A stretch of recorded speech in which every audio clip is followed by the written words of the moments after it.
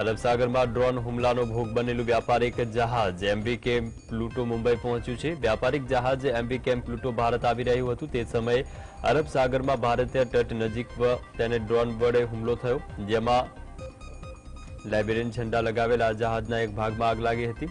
આ સૌની વચ્ચે પેન્ટાગોએ મોટો દાવો કર્યો છે। ઈરાનના ડ્રોન હુમલાને કારણે ભારતની નજીકમાં આ રાસાયણિક ટેન્કર જહાજને નિશાને બનાવવામાં આવ્યું। ઘટનાની જાણ થતાં ભારતીય કોસ્ટગાર્ડનું જહાજ ડ્રોન હુમલાનો ભોગ બનેલા જહાજ પાસે મદદે પહોંચ્યું હતું અને તેને મુંબઈ લાવવામાં આવ્યું છે।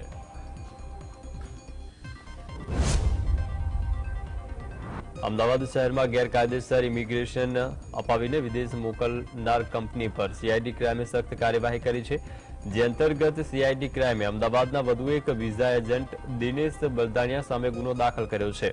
પોલીસ તપાસમાં સામે આવેલી વિગત મુજબ નવરંગપુરાના વિજય 4 રસ્તા પાસે યશ એકવા બિલ્ડિંગમાં આવેલી લક્ષ્મી ઓવરસીઝ કન્સલ્ટન્સીના માલિક દિનેશ બલદાણિયા યુવકને વિઝા આપવા માટે નકલી માર્કશીટ, વર્ક અને એક્સપિરિયન્સ લેટર બનાવી આપતો હતો। આ અંગે તપાસ કરતા આરોપીએ તમામ ડોક્યુમેન્ટ નકલી બનાવ્યાનો ઘટસ્ફોટ થયો। પાટણ જિલ્લા કોંગ્રેસમાં રાજકીય પ્રભુત્વની લડાઈ જોવા મળી રહી છે। પાટણના ધારાસભ્ય કિરીટ પટેલના રાજીનામાની ચીમકી બાદ કોંગ્રેસમાં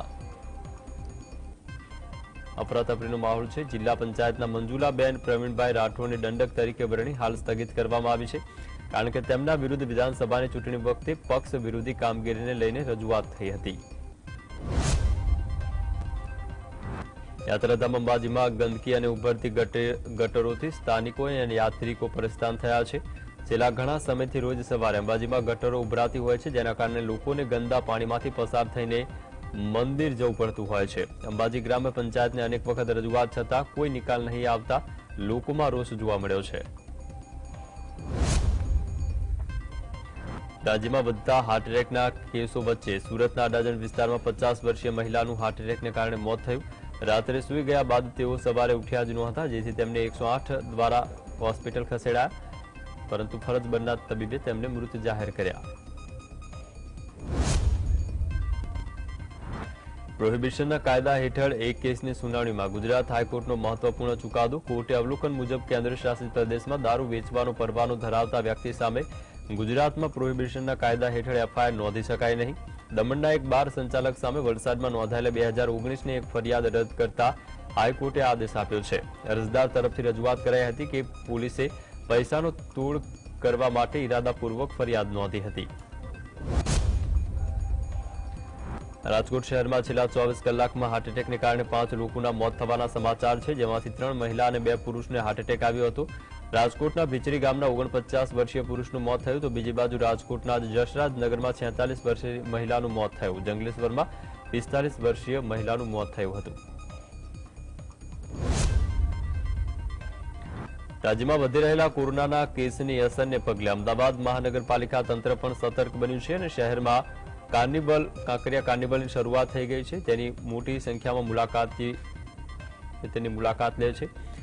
ત્યારે મહત્વનું છે કે સ્વાસ્થ્યને ધ્યાન રાખીને કાંકરિયા પરિસરમાં 6 મેડિકલ વાન તૈનાત કરવામાં આવશે, જેમાં પ્રાથમિક સારવાર અપાશે। સુરતમાં રોગચાળાને પગલે મોતનો સિલસિલો યથાવત છે, જ્યાં પાંડેસરામાં 4 દિવસના તાવ બાદ 46 વર્ષીય વ્યક્તિનું મોત થયું। વ્યક્તિને ડેન્ગ્યુ થયું હોવાની શક્યતાને પગલે નજીકની હોસ્પિટલ ખસેડાયો હતો, જ્યાં તેની સારવાર દરમિયાન મોત થયું। કબૂતરબાજીના આંતરરાષ્ટ્રીય કૌભાંડને લઈને સીઆઈડી ક્રાઇમને મોટો ખુલાસો કર્યો છે। માનવ તસ્કરીને લઈને ગુજરાતના 22 લોકોના નામ સામે આવ્યા છે, જેમાંથી 22 લોકો ગુજરાતના અને અન્ય લોકો પંજાબના હોવાનું સામે આવ્યું। મહેસાણા, પાટણ, બનાસકાંઠા અને ગાંધીનગરના વ્યક્તિઓ આમાં સામેલ છે। આ તમામ લોકો ગુજરાતના એજન્ટ મારફતે ગેરકાયદેસર અમેરિકા જતા હોવાનું સામે આવ્યું છે। કબૂતરબાજીના આંતરરાષ્ટ્રીય કૌભાંડનો પર્દાફાશ થયા બાદ હવે મહેસાણાના વડસમા અને આખજ ગામે છંડાટો જોવા મળ્યો છે, કારણ કે ફ્રાન્સના એરપોર્ટ પર ઝડપાયેલા 303 ભારતીયમાંથી 96 ગુજરાતીઓ છે અને આ 96 ગુજરાતીઓમાંથી 90 લોકો મહેસાણાના છે અને તેઓ લાંગણજ, વડસમા અને આખજ ગામના વતની છે। બનાસકાંઠાના પાલનપુરમાં ખાણ ખનીજ અધિકારીની જાસૂસી મામલે એલસીબીએ 3 આરોપીની ધરપકડ કરી છે। આરોપી ખાણ ખનીજ વિભાગની સરકારી ગાડી પર જીપીએસ લગાવી જાસૂસી કરતા હતા। એલસીબીએ આરોપીને મોબાઈલ કબજે કરીને તેમની પૂછપરછ કરી હતી।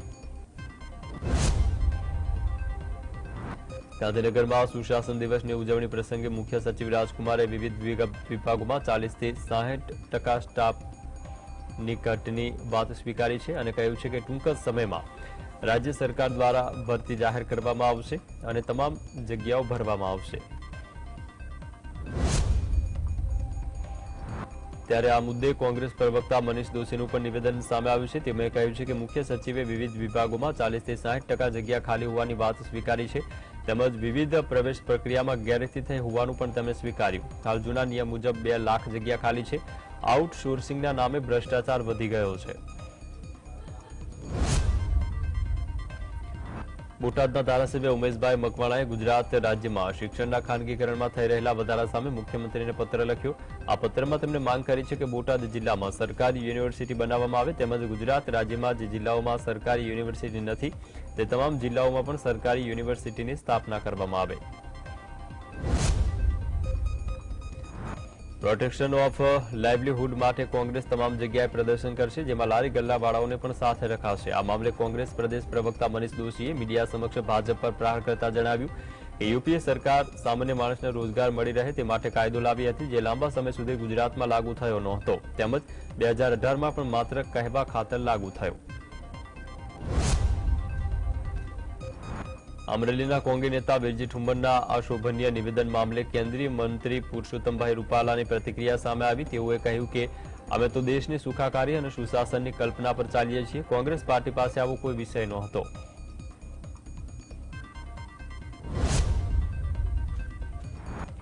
મોરબીમાં પાણી મુદ્દે મારુતિ પાર્ક સોસાયટીની મહિલાઓએ પીપળી રોડ પર ચક્કાજામ કર્યો અને વિરોધ નોંધાવ્યો। આ મહિલાઓનો આક્ષેપ છે કે સરપંચે પૈસા લીધા બાદ પણ આ કામ પૂરું કર્યું નથી। ચક્કાજામને લઈને ટ્રાફિક જામ જોવા મળ્યો। પોલીસે ઘટના સ્થળે પહોંચી મામલો ઠારે પાડ્યો। અરવલ્લી ભિલોડા પંથકમાં અસાલ ગામની જર્જરિત આંગણવાડી કેન્દ્રની છતમાંથી પોપડા ધરાશાયી થતા ભ્રષ્ટાચારની પોલ ખુલ્લી પડી છે। જર્જરિત આંગણવાડીને લઈને ગ્રામજનોએ 3 માસ પૂર્વે જિલ્લા વિકાસ અધિકારીને રજૂઆત કરી હતી કે 2 દિવસ પહેલા અરવલ્લી જિલ્લામાં મુખ્યમંત્રીએ 12 આંગણવાડી સહિત 275 કરોડ રૂપિયાના ખાતમુહૂર્ત અને લોકાર્પણ કરી જિલ્લાને ભેટ આપ્યા હતા। બનાસકાંઠામાં પાલનપુરમાં ખાણ ખનીજ વિભાગના અધિકારીના વાહન પર જીપીએસ લગાવવા મામલે આખરે એલસીબીને તપાસ સોંપાઈ છે। ખનીજ માફિયાઓ દ્વારા ખાણ ખનીજ અધિકારીની સરકારી ગાડી પર જીપીએસ લગાવવામાં આવ્યું હતું અને આ રીતે ખનીજ માફિયાઓ અધિકારીની વોચ રાખતા હતા।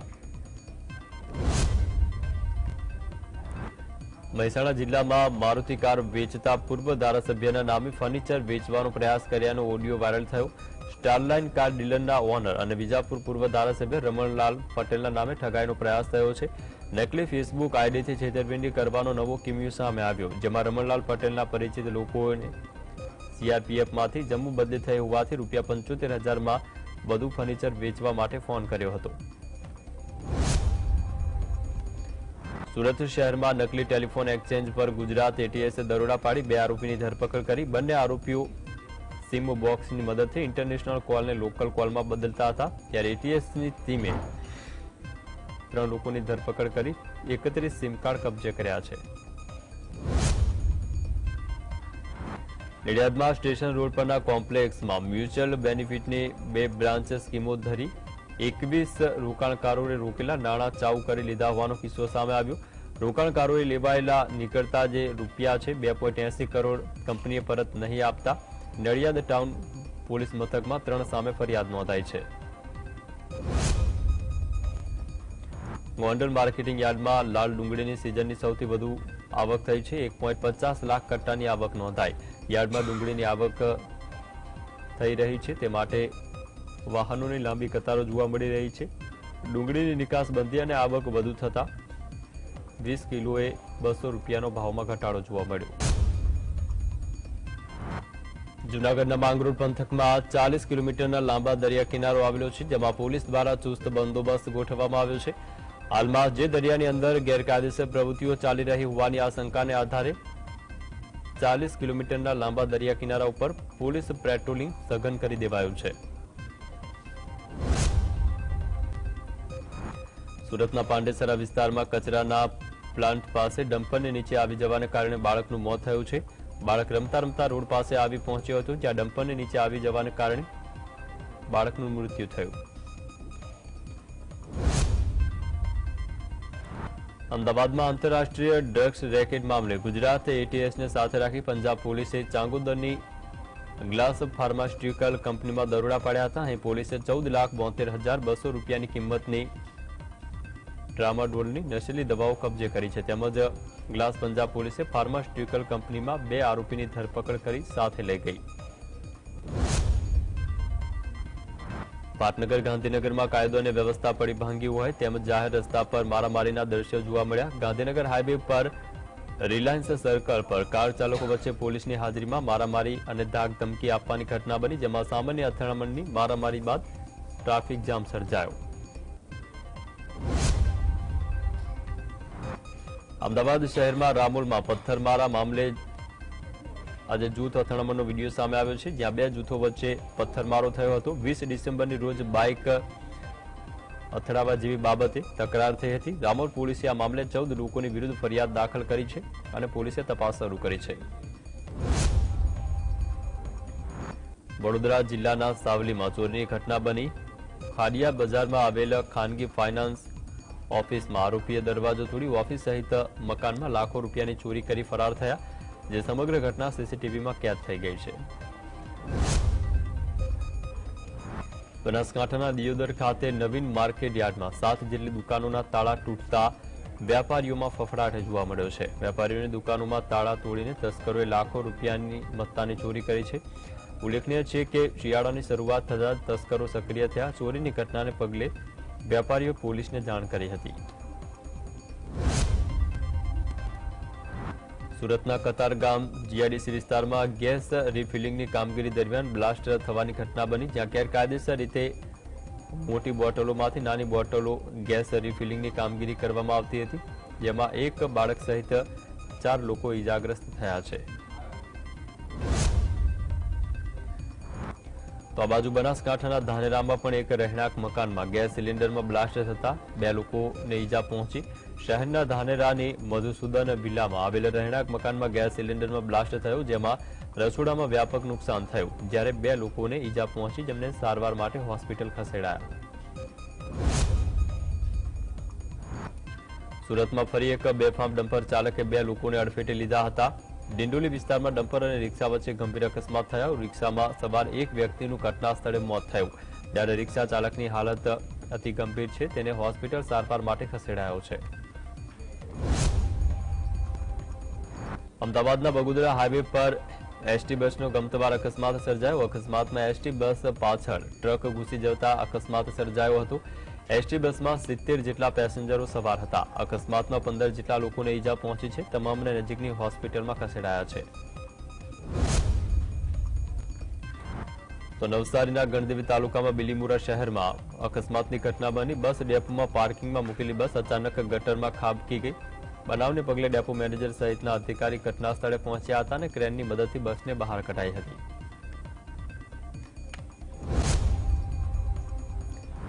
જેતપુરમાં ભાદરના પુલ પરથી ગબડેલો બીજો યુવાન દેવા ભીલ પણ મોતને ભેટ્યો છે. ભાદર પુલ પરથી ભાગવા જતા નીચે ગબડેલા 2 પરપ્રાંતીય મજૂરોના મોત થયા છે.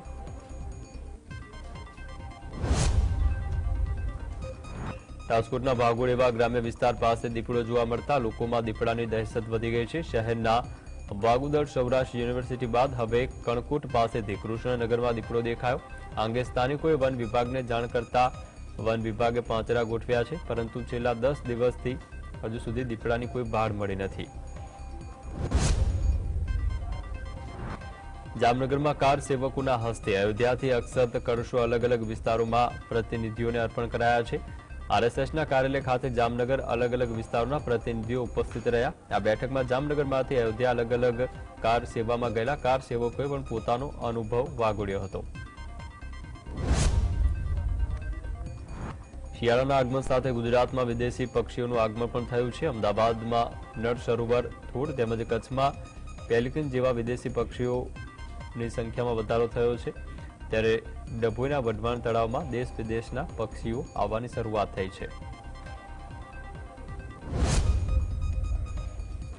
પુણેથી સોમનાથ સુધીના સાયકલ યાત્રીઓ ડભોઈ આવી પહોંચ્યા હતા। આ સાયકલ યાત્રા પુણેથી 22 ડિસેમ્બરે નીકળી હતી।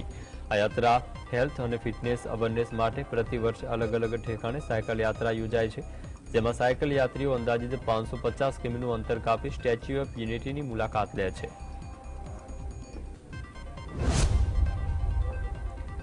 શક્તિપીઠ અંબાજીમાં વિકાસની અનેક પરિયોજનાઓ સરકાર દ્વારા જાહેર કરવામાં આવી છે, ત્યારે અંબાજી મંદિર ટ્રસ્ટ અને યાત્રાધામ વિકાસ બોર્ડ દ્વારા યાત્રિકોની સુવિધા અને સુરક્ષાને ધ્યાનમાં લઈને અનેક સુંદર કામગીરી કરવામાં આવી રહી છે। ત્યારે યાત્રિકોની સુવિધા અને સુરક્ષામાં વધારો કરવા ટ્રસ્ટ અને યાત્રાધામ વિકાસ બોર્ડ દ્વારા એક નિર્ણય લેવામાં આવ્યો, જેમાં 51 શક્તિપીઠ પરિક્રમા પથ પર ડોમ તૈયાર કરવામાં આવશે।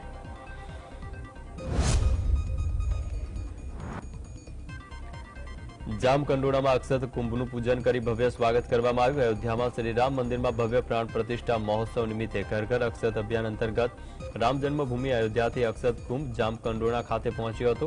આ અક્ષત કુંભમાં જે અક્ષત આવેલ છે તે તાલુકાના દરેક ઘર સુધી પહોંચાડવા માટે તારીખ 1 જાન્યુઆરીથી તારીખ 15 જાન્યુઆરી સુધી અભિયાન ચલાવવામાં આવશે। ગાંધીનગર ખાતે સ્વર્ગીય વડાપ્રધાન અટલ બિહારી વાજપેયીની જન્મજયંતિ નિમિત્તે સુશાસન દિવસની ઉજવણી કરવામાં આવી હતી, જેમાં મોટી સંખ્યામાં લોકો ઉપસ્થિત રહ્યા। વિરંગામાં ખોડા ઢોર પાંજરાપોળ સંચાલિત દ્વારા વીરપુર બીડ જીવ મૈત્રી ધામમાં શ્રીમદ ભાગવત કથાનો પ્રારંભ થયો છે। બીડની 800 વીઘા જમીનમાં આરસીસીની દિવાલ કમ્પાઉન્ડની વોલ બનાવવા લાભાર્થે આ શ્રીમદ ભાગવત જ્ઞાન યજ્ઞ યોજવામાં આવ્યો। આ લોકાર્પણ કાર્યક્રમમાં મહામંડલેશ્વર હરિહરાનંદ ભારતી બાપુ, સાયલા મહંત દુર્ગાદાસજી મહારાજ સહિતના સંતો ઉપસ્થિત રહ્યા।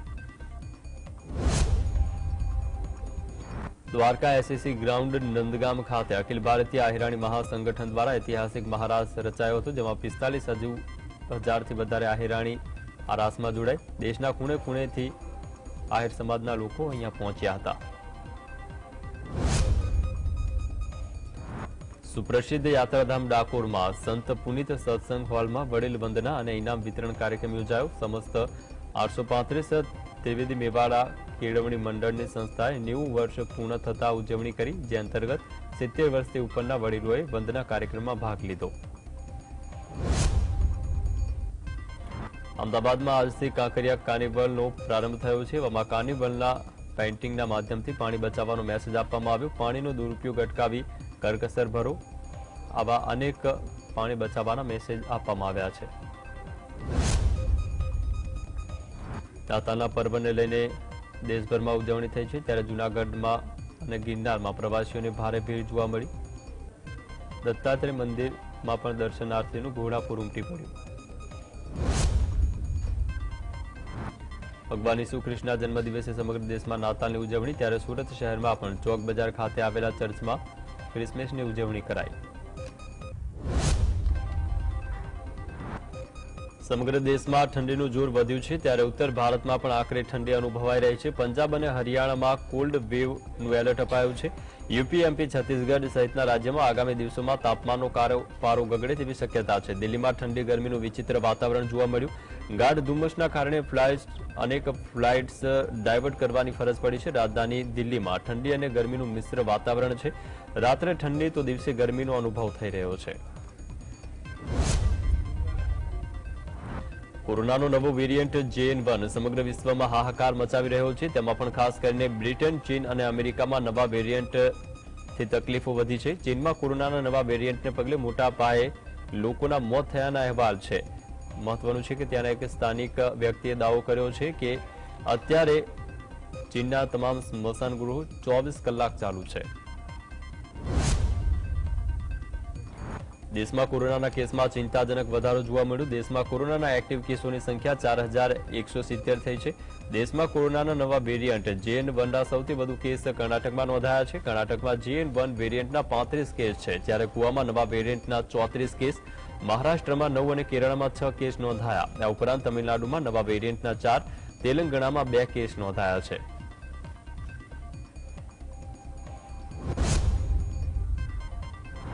કોરોના વાયરસને લઈને લોકોમાં ફરી એકવાર ચિંતાનું મોજું ફરી વળ્યું છે, જેમાં સ્વાસ્થ્ય મંત્રાલયના સૂત્રોના જણાવ્યા અનુસાર 24 ડિસેમ્બર સુધી દેશમાં JN1 વેરિયન્ટના 63 કેસ મળી આવ્યા છે। ગોવામાં સૌથી વધુ 34 કેસ નોંધાયા છે. ગોવામાં આ સમયે પ્રવાસીઓની ભારે ભીડ છે, જેમાં મોટી સંખ્યામાં વિદેશી પ્રવાસીઓ પણ ઉપસ્થિત છે. પરંતુ અત્યારે પરિસ્થિતિ વિકટ નથી. જોકે વરિષ્ઠ ડોક્ટરના જણાવ્યા અનુસાર અત્યાર સુધી નવા પ્રકારનો સામાન્ય ફ્લૂ જેવો છે. અત્યાર સુધી સ્થિતિ જોતા એમ કહી શકાય કે 2 થી 5 દિવસમાં દર્દીઓ સરળતાથી સાજા થઈ જાય છે. સોમવારે દેશમાં કોવિડના 628 કેસ નોંધાયા હતા અને સક્રિય કેસ 4000ને વટાવી ગયા. આંકડો 4054 પહોંચી ગયો. એક દિવસ પહેલા સક્રિય કેસ 3742 હતા. કોરોનાની સૌથી વધુ અસર કેરળમાં છે. છેલ્લા 24 કલાકમાં 374 કેસ નોંધાયા છે અને એક દર્દીનું મોત થયું. તેમાંથી 6 નવા કેસ છે. આ રાજ્યમાં 5 દિવસમાં 8 દર્દીના મોત થયા છે. કેરળ પછી કર્ણાટક અને મહારાષ્ટ્રમાં કોરોનાના સૌથી વધુ નવા કેસ નોંધાયા છે. મધ્યપ્રદેશના મુખ્યમંત્રી મોહન યાદવની આગેવાની હેઠળની ભાજપ સરકારનું પ્રથમ કેબિનેટનું વિસ્તરણ થયું. ભાજપના કુલ 28 નેતાઓએ મંત્રી તરીકે શપથ લીધા છે. પ્રદ્યુમનસિંહ તોમર, પ્રહલાદસિંહ પટેલ, કૈલાસ વિજયવર્ગીય અને વિશ્વાસ સારંગ સહિત 18 નેતાઓએ કેબિનેટ મંત્રી તરીકે શપથ લીધા. 6 નેતાએ રાજ્યના મંત્રી અને 4 નેતાએ રાજ્ય કક્ષાના મંત્રી તરીકે શપથ લીધા છે. વડાપ્રધાન મોદીએ વિડીયો કોન્ફરન્સિંગ મારફતે ઇન્દોરમાં આયોજિત મજૂરો કા હિત મજૂરો કો સમર્પિત કાર્યક્રમ યોજાયો. તેમાં પીએમ મોદીએ ભાગ લીધો હતો. પીએમ મોદીએ ઇન્દોરમાં હુકુમચંદ મિલના કામદારોને 224 કરોડના ચેકનું સંઘના વડાને સમર્પિત કર્યું. ઇન્દોર સહિત મધ્યપ્રદેશના ઘણા શહેરો વિકાસ અને પર્યાવરણ વચ્ચે સંતુલન જાળવવા પ્રેરક બની રહ્યા છે. ઇન્દોરમાં એશિયાનું સૌથી મોટું ગોબરધાન પ્લાન્ટનું પણ સંચાલન થઈ રહ્યું છે. કોંગ્રેસ પાર્ટીના નેતા જયરામ રમેશે જણાવ્યું કે વિપક્ષી ઇન્ડિયા ગઠબંધનની 19મી ડિસેમ્બરના રોજ બેઠક યોજવામાં આવી હતી, જેમાં બેઠકની સીટ વહેંચણી મુદ્દે ચર્ચા થઈ. કોંગ્રેસ પાર્ટી 28મી ડિસેમ્બરના રોજ નાગપુરમાં એક મહારેલી કરશે, જેની થીમ હશે હે તૈયાર હમ. વર્ષ 2024ની લોકસભા ચૂંટણી પહેલા આ કોંગ્રેસ પાર્ટીનો શંખનાદ માનવામાં આવે છે.